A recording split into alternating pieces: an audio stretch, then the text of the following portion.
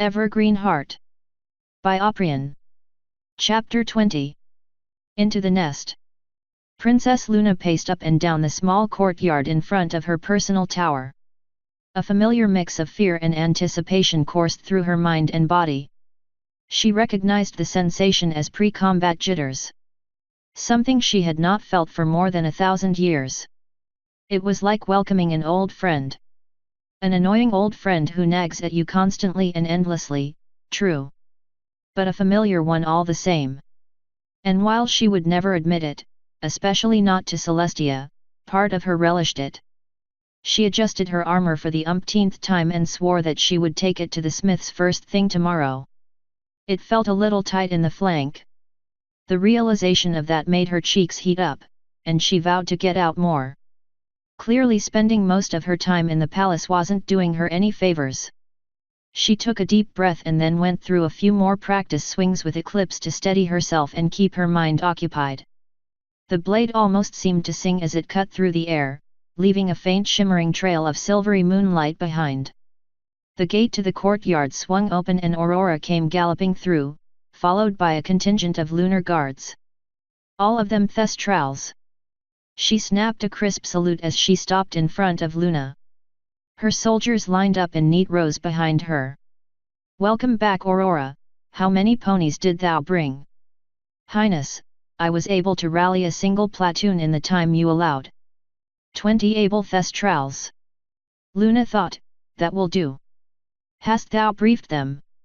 "No ma'am, I figured it best to round up as many as possible rather than waste time explaining." "Very well," Luna said before she turned to face the waiting troops. "Hear us, brave soldiers of our night guard. A few minutes ago some pony sent up a distress signal. There is a swarm of spiders attacking an unknown number of civilians. We do not know how many spiders we face, but we must respond swiftly to safeguard our ponies' lives." "We, Your Highness? You mean you're coming with us?" asked a young stallion. Aurora shot him a glare, but Luna held up a hoof to forestall her. "You are correct. In case our wearing armor did not give it away, we will fight alongside thee this night." A wave of excitement rippled through the assembled ponies. "Now, gather round me, my children of the night, we shall teleport there directly. Be prepared for battle the moment we arrive." Swiftly they formed a ring around Luna, facing outwards. As one, every single Thestral spread his or her wings, the moonlight reflecting off their silvery wing blades.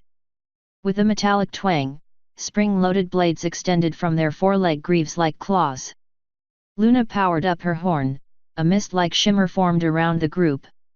"Domina Noctis Eterni!" Aurora shouted. "Et Magna Victoria!" they all thundered in reply. Luna felt a swell of pride and love as they recited her warcry of old. Her earlier jitters vanished as a soothing calm settled over her. Here she was, about to go into battle, surrounded by those who adored and respected her. Her precious night guard. It seemed ironic, she was seconds away from violent conflict, and yet she felt more at peace in that moment than she had in the past millennia. She focused on her horn, completing the spell. And in a flash, they were gone, and the courtyard stood empty once more. With a scream of seething indignation, I grabbed the spider stabbing at me with my claws and tore it in half, before I threw myself in front of the door, blocking it off with my bulk. I even managed to crush another spider beneath me as it tried to get in. I had to trust in the others to deal with the remaining spiders already inside. I just had to keep the ones already there from running off with any more ponies, and keep the rest of the swarm outside. Staying put, however, that was not easy. Every single fiber of my being screamed at me to run after Melody. But the one part of rationality amidst the raging emotions knew that if I did that I would doom every pony inside. The needs of the many and all that cold logic. And as much as the Trekkie in me is shouting heresy, I'll say this anyway. Fuck you and your logic, Mr. Spock. What good are the many if you can't save the few important to you? Still, I stayed put. And vented my anger, anguish, and frustration on the spiders. I mentally grit my teeth as I transformed what remained of my damaged body back into my usual hulking humanoid self, lashing out at the spiders with oversized fists adorned with spiked knuckles. I had no energy left for anything fancy. From here on I would be relying on my strength alone. The spiders formed a loose semicircle as they approached. They seemed a little more wary of me now after chewing and stomping my way through so many of them. Their reluctance to attack me didn't last long. One of the bolder ones decided to just go for it and jumped me. I punched it away, feeling its carapace break on impact with my fist, but the damage was done. Emboldened, the others charged in. I punched the first to reach me into the ground, shattering its skull. I kicked away the second, and head-butted the third. I gave it my best, holding my ground while standing ankle-deep in slippery guts. Still, with this many spiders, one slipped through my defense eventually and landed on my chest, nearly bowling me over. I grabbed what legs I could and snapped them, managing to partially dislodge it. As it began to slide down, however, it bit down with its fangs, right into my chest, pumping a full load of venom into me. I could feel it burning its way through me. My insides sizzled, and then the venom ate its way into the hollow part where I kept my core. My body collapsed to its knees and I screamed as I lost all control. It burned. Some strange part of my mind couldn't help but think how ironic this was. This is what it must feel like for others to be hit with my digestive acid. The spider that filled my vision as it clumsily clung to my chest suddenly vanished with a shriek, blasted away by a bolt of energy. I looked to my side where I spotted Trixie, standing on top of the barricade behind the broken door, her horn still smoldering.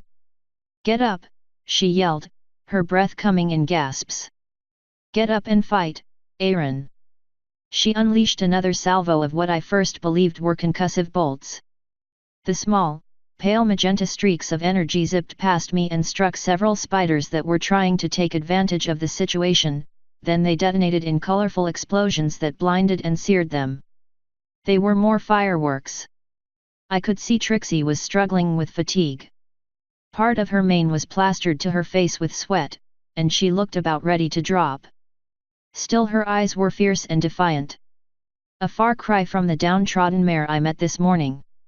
A lone spider tried to pounce for her, and only through some miracle was I able to intercept it with a fist against its face. One of its many eyeballs popped as it slammed straight into one of the spikes on my knuckles. I grabbed it by the head and smashed it into the ground before pulverizing its abdomen by bringing both fists down on it. My movements were sluggish. The venom had damaged my core enough to hamper my control, and I simply did not have the energy to regenerate without compromising my form any further. "I'm sorry, Trixie," I told her as I once more lost control of my legs, gracelessly toppling over. "What are you apologizing for? Don't waste your energy making excuses," she panted. I couldn't help but give a wry chuckle. At this point, it's gonna take divine intervention to get us out of this mess. In a sense, that's exactly what we got. The flash of a teleportation spell near the road momentarily blinded us. Before my vision fully returned, a familiar voice rang out. "Night Guard, take them," echoed the voice of Princess Luna. I have never been happier to hear that voice. With a battle cry I couldn't make out, her bat ponies charged into the spider swarm. Wing blades flashed and spider limbs went sailing everywhere. They trampled over the small ones and punched the big spiders with hoof-mounted claws, tearing them open and spilling their yellowish guts into the grass.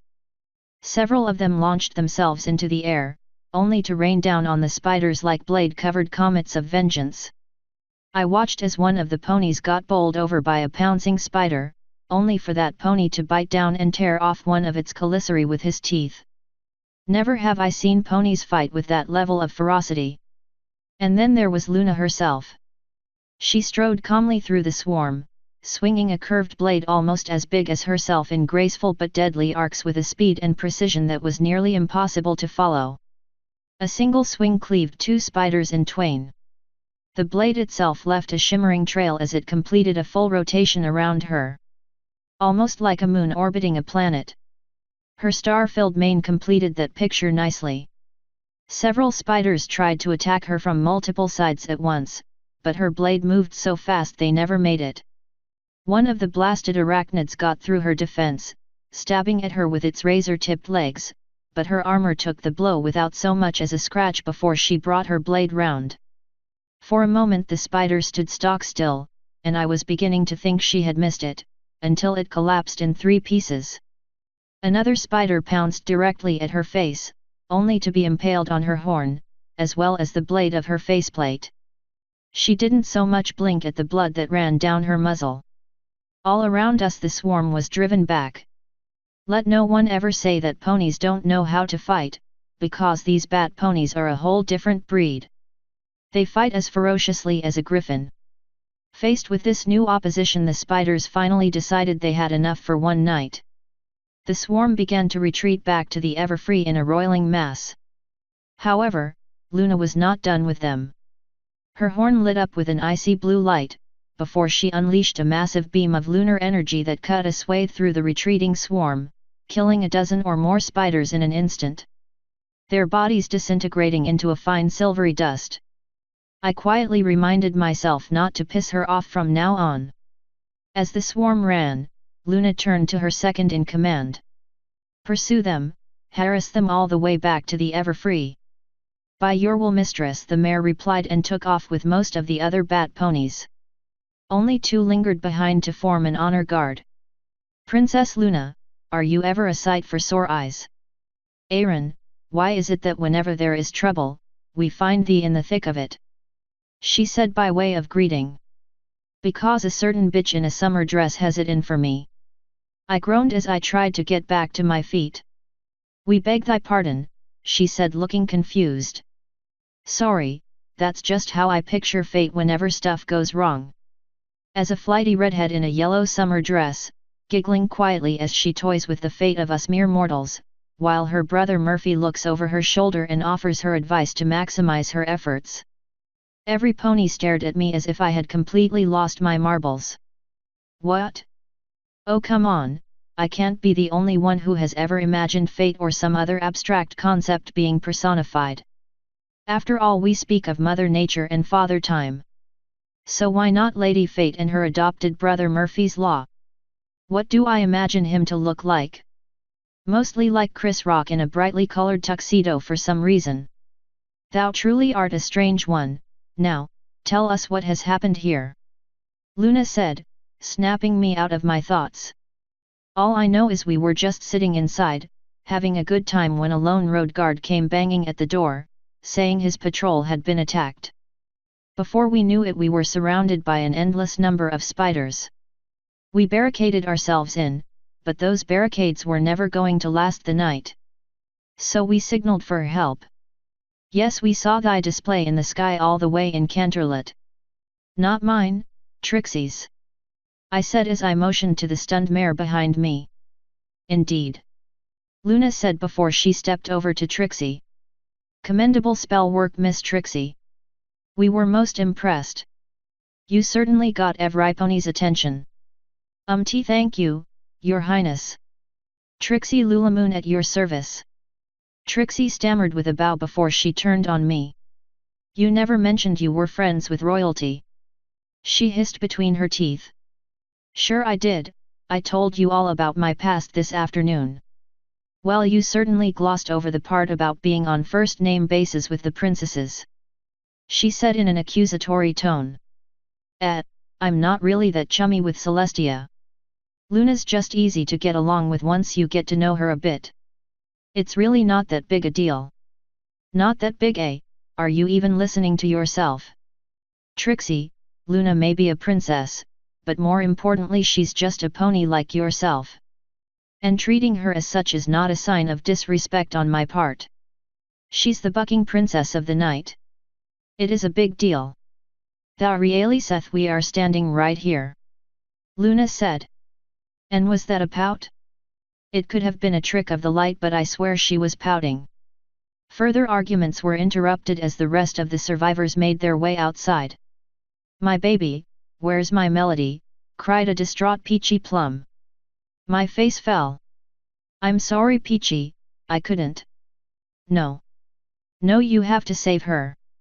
Why you have to do something? You have to. Any joviality I may have felt after being rescued by my favorite princess evaporated faster than a snowball in a volcano as Peachy collapsed into a heap of tears. Swiftwind wrapped a wing around her, his own eyes brimming with tears. What has happened? Luna demanded. The spiders took her little filly, as well as several other ponies. There was nothing we could do. Most likely already eaten by now. Chopper said grimly as he joined our little group. He had a bleeding gash on his barrel, but didn't seem to even notice it. We all stood in silent misery for a moment, the only sound the heartbroken sobs of Peachy Plum. There may yet be a chance, said Luna. What do you mean, princess? Asked Trixie. Most spider species are solitary ones. Star spiders on the other hoof are one of the few social species. They make extensive underground nests and have a complex hierarchy, led by the biggest, oldest female among them, the brood mother. Oftentimes, foraging parties like the swarm we just faced will take food back to the nest for the brood mother to eat, since she rarely if ever leaves the nest. Hearing her words, Peachy threw herself at Luna's hooves, clinging to them like a drowning mare to a life preserver. Please, your highness, if that is true, save her. I beg of you, save my little girl before it's too late. Luna briefly flinched as Peachy grabbed her hooves, but she recovered swiftly. Standing tall, she gave what she hoped was a reassuring smile. You have our word, my little pony. We shall do whatever we can to bring thy little one back to thee. How would we even find her? Trixie whispered to me. Doesn't matter, we have to try. But she said, her eyes darting back and forth nervously. Clearly the idea of going after the spider horde didn't appeal to her. Hey, it's okay, I understand. You don't have to come with us. No. No. Trixie will come too. Are you sure? Yes. What sort of mare would Trixie be if she left a little filly to her fate? Trixie would not be able to look at herself in a mirror ever again. She said with a deep sigh. Just promise, Trixie, you won't let the spiders get her. She said, looking away. I won't. Besides, we won't be going in by ourselves. I'm coming too, said Swiftwind. No, you won't. What? You can't tell me to stay here. That's my little girl out there. Aaron, what art thou thinking? Luna said disapprovingly. I'm thinking that if he comes with us he's going to get either himself or some pony else killed, I said as I turned to look Swift in the eye. I understand how you feel. I really do. If it were my child out there, and the only way to get to her led through a pit full of broken glass and fire, I would hurl myself into it without a second thought, regardless of the odds of my survival. Which is exactly why you need to stay here.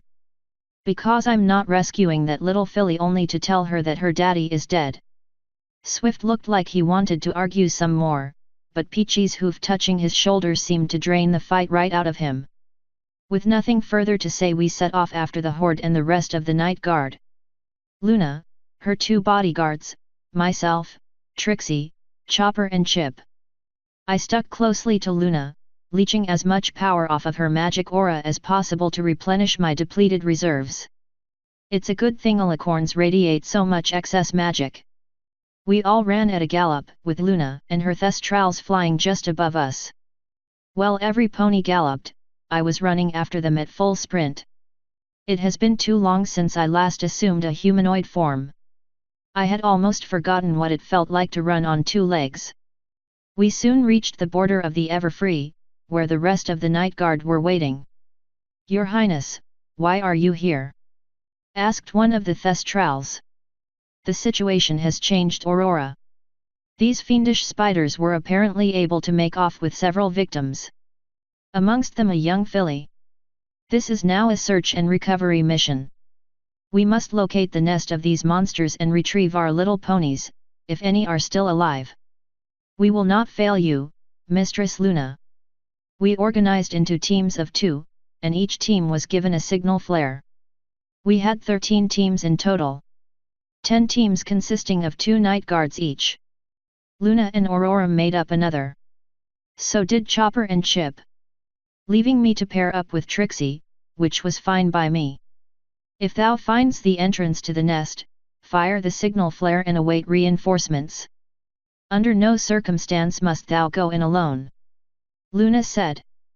Move swiftly, and good luck. We set off into the woods as briskly as possible in the darkness. Trixie lit up her horn to light the way for us. Thestrals can apparently see better in the dark than they can in the daylight, so they didn't require magic to find their way. I briefly caught a glimpse of another light in the distance. That was likely Chip's horn. Now the pairing made sense. This way everyone could find their way around. Though technically I didn't need any light to see in the dark either. We pushed our way through the underbrush, keeping alert for the slightest sound. There were no tracks to follow. Apparently these spiders hardly leave any trace of their passing, even while dragging a victim. Possibly one of the bigger ones had taken to carrying them instead. Even so, their nest couldn't be too deep into the woods. At least I hoped not. We had been searching for close to 20 minutes when Trixie stopped me. Trixie really needs to take a quick break, she said quietly. I guess she was still tired from the fight. Then again, she had been using a lot of magic tonight, and the hour was growing very late. Plus we had been on the road all day, so she must be dead on her hooves by now. I channeled a little magic through my hand and grew an apple. Here, eat this. Get a little sugar in you. She gave me a questioning look before she quietly accepted the apple and bit into it. You aren't just giving Trixie treats to fatten her up, are you? What? No. Of course not, why would I? She was laughing at me. I could see her shaking as she tried to keep it in. Oh, you cheeky filly, I said with no real malice in my voice. Trixie is sorry, but that was just priceless. You sounded so panicked for a moment there, she sputtered between fits of laughter. Yeah, well, where I come from, mentioning a girl's weight is like poking a manticore with a stick. Bad idea. After a minute or so, Trixie finally got her laughter back under control. Ah, Trixie needed that, she said, slightly breathless. Glad to be of service, I said with a mock huff, but inside I was smiling too. It was kind of funny. This whole venture will make for quite the story. Now you will have something you can brag about for real when you get your show back on the road, I said quietly. Let's hope it has a happy ending, she replied between bites. I nodded grimly at that. This really wasn't how I imagined this day to turn out, I said. Then what did you hope for? Oh, just a nice boring, relaxing day. I've had way too much excitement since I got to this world. I never was the adventurous type, yet trouble seems to keep finding me. It's like a stubborn bloodhound, I just can't seem to shake off my trail. Maybe it's a sign you are meant for greater things. Now that is a truly scary thought, I said, and meant every word. We were just about to resume our search when a green light lit up the sky to the west of us. Someone had sent up a signal flare. They had found the nest. We rushed in their direction as fast as we could safely manage in the darkness. Soon we came upon the rest of the group. They motioned us over silently. One of them pointed at something through the trees, motioning for us to keep quiet, and when I stole a glance I saw a tunnel opening in the side of a small, tree-covered hill, wide enough for ponies to walk through 4 abreast. The walls and mouth of the tunnel were lined with strands of silk webbing. What's more, there were at least 5 spiders roaming about. Most likely sentinels of some kind. I couldn't help but wonder if we were dealing with spiders or ants at this point. Fucking magical creatures and their weird behavior. Soon enough the last of our group arrived and we made ready to go in. Melody Star whimpered as the spiders carried her deeper and deeper down the dark tunnels.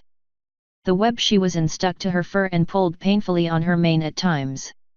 She had been crying so much she had literally no tears left, and her eyes were red and puffy. 2 other ponies were being carried by spiders to her left and right. She recognized them as customers from her home. "Where are they taking us? What do they want with us?" called the mare on her left. She too was shivering. "I don't know," called the Pegasus stallion on her right. His wings reminded Melody of her daddy. She wanted to go home so badly. The tunnels were damp and lined with old webs. Here and there strange glowing mushrooms clung to the wall, providing a spot of light in the darkness. There was a musty stench that clung to everything, mixed with the earthy smell of wet dirt. The tunnel finally ended and they were brought into a small natural cavern. The spiders moved over to the far wall where another pony was already hanging in her own web cocoon. Soon enough their own cocoons joined hers, stuck to the wall with a bit of sticky silk before the spiders backed away swiftly. All was quiet for a few moments, then something stirred in the darkness. Everypony's eyes widened and they all let out frightened whimpers as an enormous spider, easily the size of a small cottage, emerged from the darkness. Half of its eyes were milky white instead of blue like the other star spiders. Blindness caused by old age. Slowly the old brood mother approached, her fangs clicking together as she sized up the morsels her children had brought her. Melody whimpered as those poisonous jaws came closer and closer. The spider's pedipalps brushed briefly over each cocoon, as if she were sampling them. When they finally reached Melody's cocoon she couldn't help it, she wet herself. A tiny stream of pee running down her legs and tail. The brood mother pulled back with a light hiss, annoyed by the pungent stink of urine. She moved aside and her pedipalps latched onto the cocoon of the unicorn mare, who yelped as it was torn free of the wall and tossed to the floor. "Wah what? No, no, not me! Not me!" the mare in question began to yell, trying to kick free of her silk prison. Her yells turned into a shriek of pain as the brood mother bit down with her fangs and pumped the mare's belly full of digestive venom. Melody screwed her eyes shut and put both hooves over her ears as best she could. But no effort on her part could shut out the poor unicorn's agonized death screams as her insides were slowly melted into goo for the brood mother to drink. The sentry spiders were easily dealt with thanks to the night guard, who descended on them in groups of 3. The arachnids didn't stand a chance and were swiftly eviscerated. With nothing else to stand in our way we began our descent into the darkness below. The tunnel descended at a moderate angle, neither too shallow nor too steep. The silk webbing along part of the walls must be a way for them to reinforce it and keep loose dirt from collapsing it. Clever. Kinda icky, but clever all the same. Aurora and 2 of the night guard were leading the way, their night vision able to pick out any nasty surprises waiting for us. Luna herself followed close behind, together with myself, Trixie and 2 more of the night guard. Chopper, Chip and the remaining night guard brought up the rear. As we trudged along I noticed some strange bioluminescent fungi growing at odd intervals along the tunnel. I decided to sample one with my powers for later use. Who knows when such a thing would come in handy. After perhaps 5 minutes of walking the tunnel opened up into a large natural cavern. Dozens of tunnels led off in all directions. There were spiders here too. But so far they had not noticed us yet. Most of them seemed to be resting, tucked away in nooks and crannies, barely visible at all. Others were napping right out in the open, lazily hanging from the ceiling amidst the stalactites, like creepy Christmas decorations. "That's a lot of spiders," I whispered. "What do we do now? We have no idea what direction to go. We could wander about endlessly in this place. And who knows how many more spiders are down here. If we get caught in a dead end we're bucked," one of the night guard mares said in a hushed voice. "We will have to hold the central cavern if we are to have any hope of making our retreat." Aurora chipped in. "Does anyone have any idea where the brood mother is likely to be?" I asked. "Hard to say. No 2 spider nests are the same after all," Chopper said. We sat there silently, trying to think up a way to find the victims quickly. "Aaron, how are thy energy reserves?" Luna suddenly asked me. Thanks to my proximity to your magical aura they are recovering well. Why? Could thou make some of those plants thou used back when thou were our guest in Canterlot? The ones thou used to prank the castle staff. Heard about that, did you? I said sheepishly. Indeed we did. She answered with a smirk. If thou can make enough of them we can use them to scout out all these tunnels at once. That is actually a brilliant idea, I should have thought of it myself. Why didn't I think of that myself? Ugh, maybe I'm too used to handling things with brawn rather than brains lately.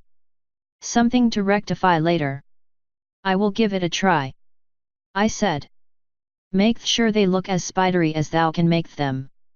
I focused my will on my hand and directed my magic to sprout some seeds. Then I set to the task of rapid growing them into bell sprouts. I made sure to give them exaggerated spidery features before I sent them on their way. From a distance they sure looked like spiderlings. Luna, I've been meaning to ask. Why are you speaking in olden equestrian again?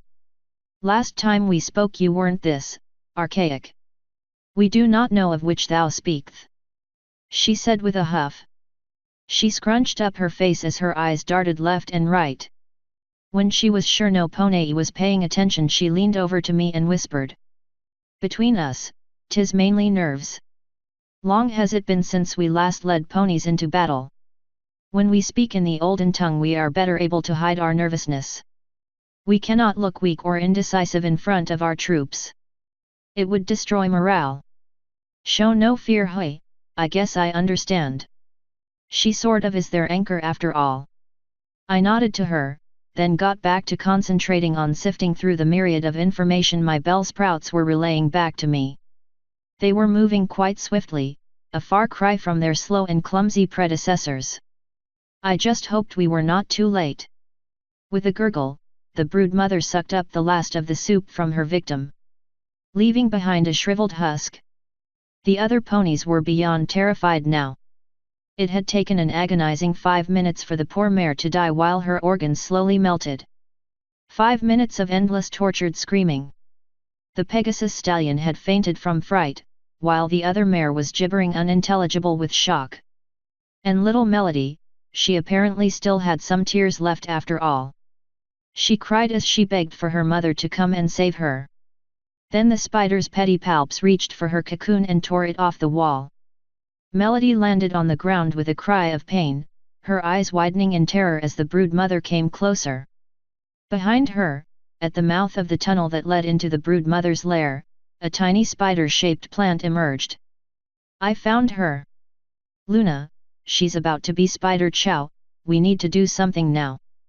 Thy seedling, have it flare its magic. Burn it out if thou hast to, give us something to lock onto. I had no idea what she planned, but I wasn't about to argue with that little filly moments away from death. I sent a surge of magic through the connection and into the bell sprout, oversaturating it so much that part of its body began to literally boil and rupture from the excess energy. Next to me Luna's horn flared to life. We have it. Secure our escape route. We shall return. She teleported away with a bang of displaced air. A bang that didn't go unnoticed by the spiders. The swarm inside the cavern stirred, endless numbers of eyes suddenly glowed in the gloomy dark. A hiss of challenge was issued. Aurora stepped forward. Night Guard, you heard the princess. Secure this exit. Let none of these bucking monsters stand in your way. We rushed from the tunnel and into the cave. Once more into the breach. I muttered under my breath as I let loose with my powers. The brood mother loomed over Melody, its fangs still dripping with the remains of its last meal as it got ready to strike. No, I wanna go home. Mommy, Anapony, help. There was a flash and a bang, and something struck the giant spider like a meteor, slamming it into the cavern wall with an enraged shriek. Away vile arachnid! Boomed a voice, before a beautiful winged pony stepped into Melody's view. Art thou all right, child? The strange mare asked as she gently gave her a nuzzle. I'm scared, whimpered Melody. Can I go home now, please? Close thine eyes, little one. Do not watch and do not worry, this will all be over soon, and then thou can go home. Luna said as she unsheathed Eclipse, taking a protective stance between Melody and the brood mother. The brood mother hissed at her. Her commissary clicking together aggressively. Thou hast feasted on our ponies for the last time, abomination. Luna spoke quietly, now thou shalt know mine displeasure. The old spider rose up into a threatening pose, ready to strike. Agile as a cat, Luna sprang forth, Eclipse leading the way. The old spider was quick though. The beast's great fangs shot forward and impacted Luna's armor with a loud, metallic clang. Fortunately the sword-sized fangs failed to penetrate the enchanted, obsidian-colored steel. But they still managed to leave a pair of deep scrapes that hissed with drops of corrosive venom. The brood mother had no such enchanted protection.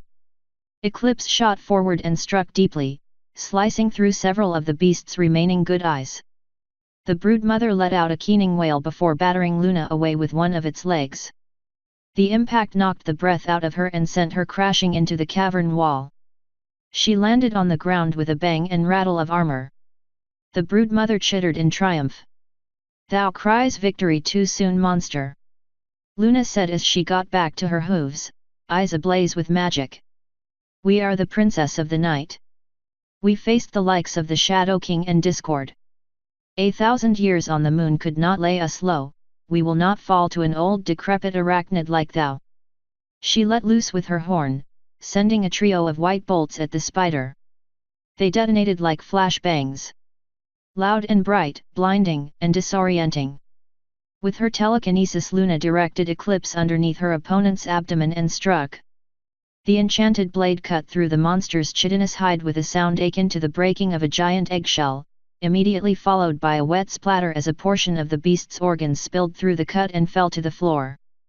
As the beast reared up in pain with a deafening shriek, Luna unleashed a beam of force from her horn, blasting straight through the creature's sternum and out the other end of its cephalothorax, leaving behind a smoking hole.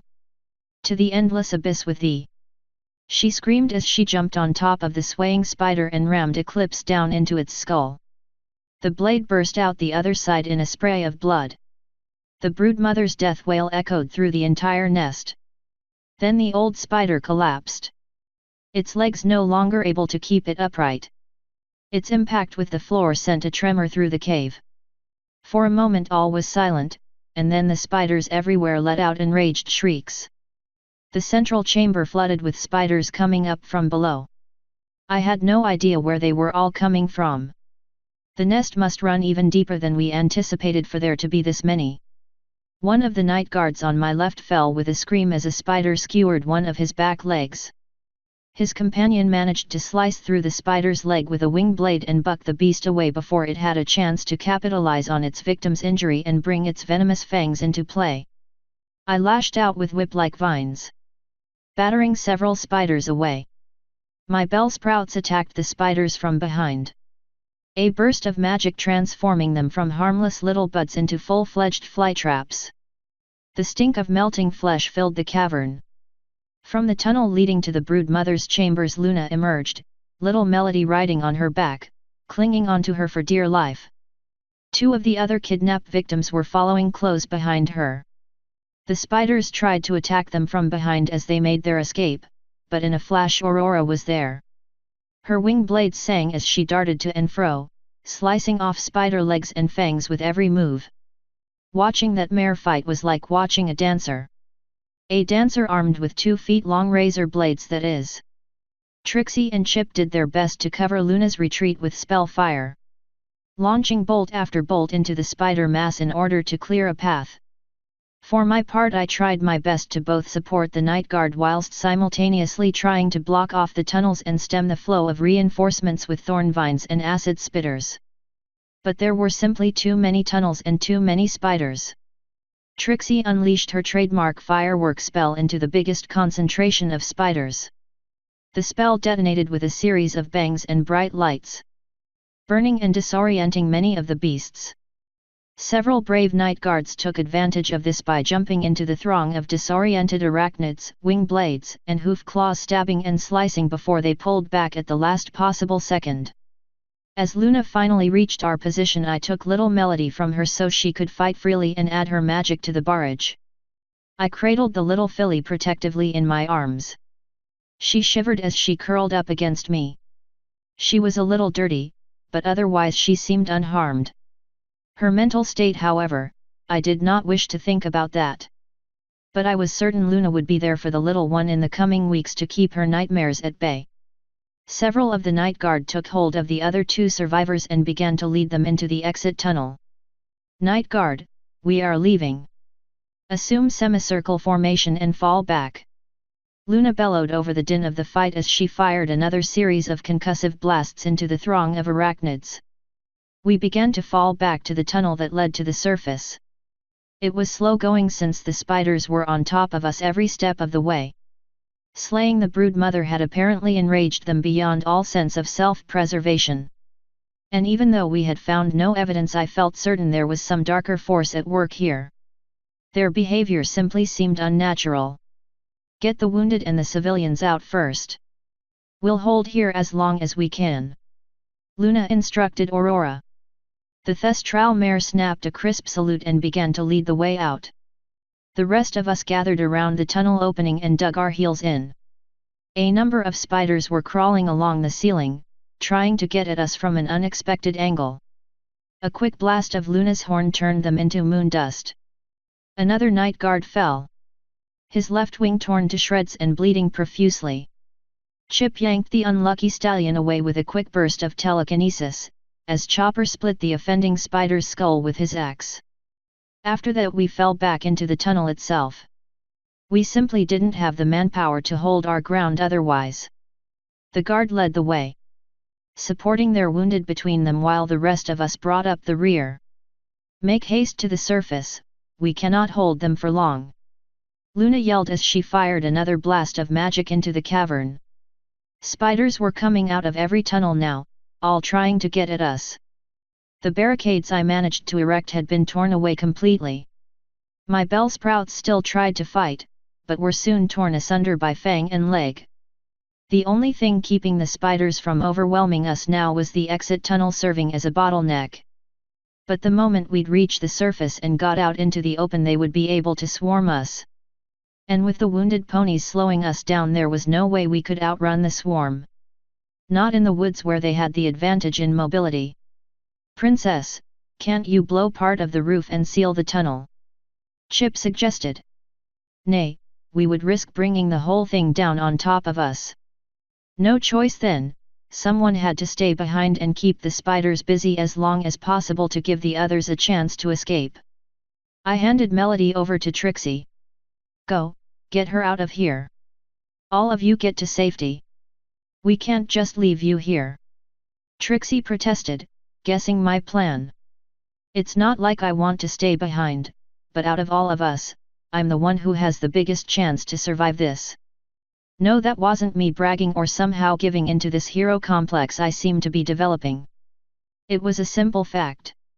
Not even Luna would survive being buried under several hundred tons of dirt. But I probably could. Probably. But... Trixie tried again. Move. Take her and go. I yelled as I placed Melody on her back. Trixie looked like she wanted to argue more, but in the end she turned and ran after the night guards carrying the wounded. Don't you dare die on me, idiot, she yelled over her shoulder as she vanished down the tunnel. Is he gonna be okay? Melody asked Trixie quietly. He had better be. Trixie scoffed. Luna fired another beam from her horn before I closed off the tunnel with a thick bramble-like bush. Already the spiders were tearing away at it and it wouldn't last long. She looked at me. Aaron, she began, but I gave her my most determined look and motioned down the tunnel. I'm not trying to be a hero, I'm simply the most logical choice for this. Mind Miss Lulamoon's words. Do not die, she said before she galloped down the tunnel, leaving me alone to face the horde. I sighed. What the hell am I doing? How do I keep getting myself into these situations? Maybe I was just deluding myself. Maybe I really do have a hero complex, or perhaps a death wish. Or maybe I'm just fate's little plaything until she gets bored and finds something new and shiny to distract her.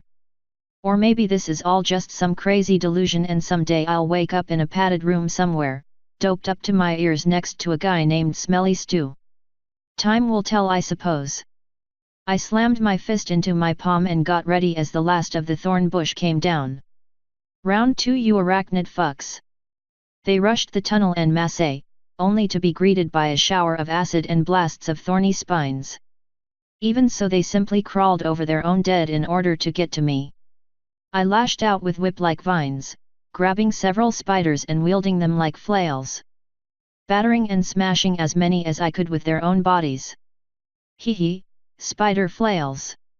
It did not deter them in the slightest.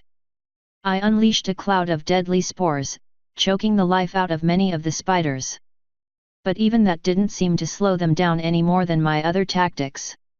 I erected a wall of razor thorn vines and roots, with a few thorn grenades woven through them for good measure, trying to buy the others as much time as possible to reach the surface.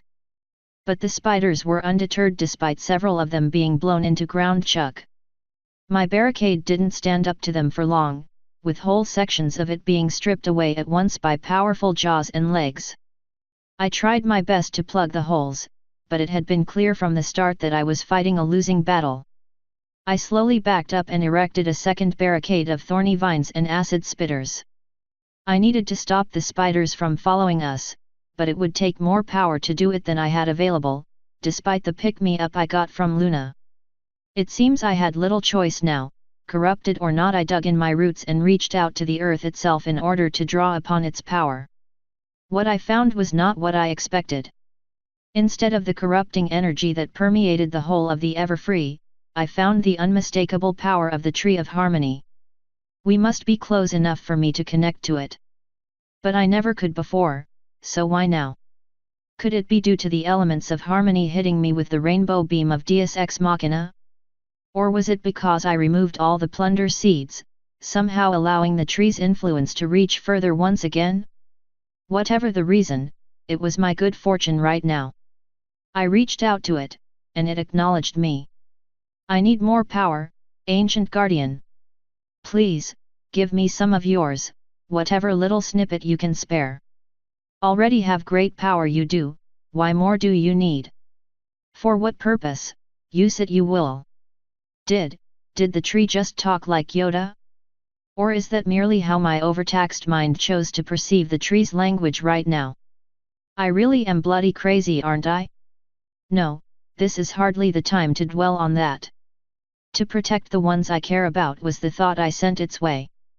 To protect? A noble goal this is, yes. Then receive this you shall. All I can spare this is. Thank you. I could feel it, new energy flooding through the connection, into me. But it felt different, unlike the time I received some life force from the apple tree. This energy didn't feel like anything I had experienced before. I felt it flow through me, through every fiber, every cell, down to my very core. And suddenly I felt the very tunnel walls around me.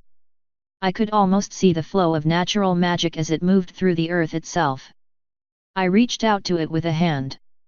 The very rock moved, and a section of the tunnel came apart from the rest and jammed itself into the opening, sealing it off. Holy shit, did I just? I backed up a few yards, reached out to another part of the tunnel and made a fist. The entire thing collapsed in on itself, as if a giant hand crushed it like a soda can. No way, no fucking way. A crack appeared along the ceiling, getting steadily bigger, and pieces of it began to chip away and fall. Uh-oh, guess I overdid it. I ran as fast as I could, following the tunnel all the way to the surface. I reached the entrance with moments to spare, tumbling out into the open and landing on my back as the tunnel collapsed behind me, and a wave of dust and debris blew out of the entrance. Before I could get my bearings, I was set upon by a mare and a little filly. "Mister, you're safe!" shouted little Melody as she jumped on top of me and hugged her little forelegs around my neck. Yes I am, and more importantly, so are you," I said, giving her a gentle nuzzle the way ponies do. It's not so odd a gesture really. Heck, I've done so a few times with my dog. I miss that little mutt. She hugged me even tighter, but it wasn't the only hug I received. Trixie was actually hugging my shoulder. Until I looked her way and she quickly let go, looking away in embarrassment. I couldn't help but chuckle. "'Tis good to see thee safe, Aaron," said Luna as I got to my feet, holding little Melody safely in my arms like a puppy. Ugh, I really need to stop comparing ponies to dogs. Even if they are about that size to me, not to mention just as cuddly, if not more so. Okay, mind, I get it, you're tired and getting off track. Time to wrap this up so we can all get some rest. Thank you, Luna, it's good to see every pony else made it out too, I said as I gave Trixie a gentle nudge.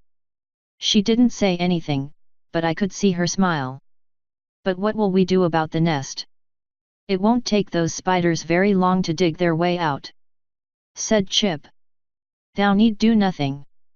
We shall call forth the full power of the moon using a spell of our own making to obliterate the entire nest from orbit. 'Tis the only way to be certain. Trixie does not wish to cause offense, your majesty, but is that not excessive? Nay, Lady Lulamoon, these spiders form a direct threat to all the farms and settlements surrounding the Everfree. They have developed a taste for pony flesh, and thus there is naught to be done but eradicate them whole. Her decision was final and I can't say I disagree with it. So we set off, walking until we were a good distance away from the collapsed tunnel. This should be far enough, Luna announced, then she floated rather than flew up into the sky, hovering above the tree line with her front legs aimed at the sky. Every pony stand back, she called down. Her horn began to glow, and then her entire body glowed. The few clouds in the sky parted, and we had a clear view of the moon, which seemed to glow with unnatural brightness as it moved directly overhead, guided by her magic. Luna was chanting to herself. I had to strain my supernatural hearing to make out the words. Mirror of the day star, hear our command and illuminate this darkest night. Deliver upon mine enemy our furious wrath. She threw her forelegs forward and pointed her horn at the woods, roughly where I knew the nest was. Stella Magna, she shouted in the royal cantorlet voice. A beam of pure silver, nearly 300 feet across, erupted from the moon itself and shot down to impact the Everfree. The ground trembled, and I could see small rocks, pebbles and other detritus start to rise into the air all around us. My body felt lighter too, and then I realized what she was doing. That beam was some sort of gravity attack. With a dull crump, every tree caught in the beam broke and collapsed, entire rock formations shattered, crushed as if flattened by an enormous weight. The ground shook harder, like the start of an earthquake. And then part of the forest floor collapsed with a deafening cacophony. Finally the beam cut off, and everything that had been floating in the air fell back down to the ground. Unbelievable! Chopper whispered in awe, and I couldn't help but agree. When the dust finally cleared, a deep crater filled with pulverized rock, splintered wood, and crushed, eight-legged bodies was all that remained of the vast spider's nest. As if the whole thing had been flattened by the strike of a titanic sledgehammer. Luna landed gracefully and folded her wings. It is done. That's an understatement if ever there was one. Can we go home now? Asked Melody, still nestled into my arms.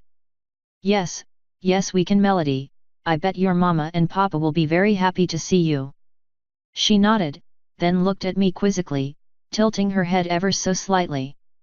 It was adorable. What's wrong with your eyes, mister? Hey! I gently explored my own face with one hand, keeping hold of Melody in my other arm.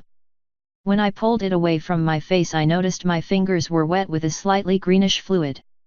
I was actually crying tears of joy. I had not even realized.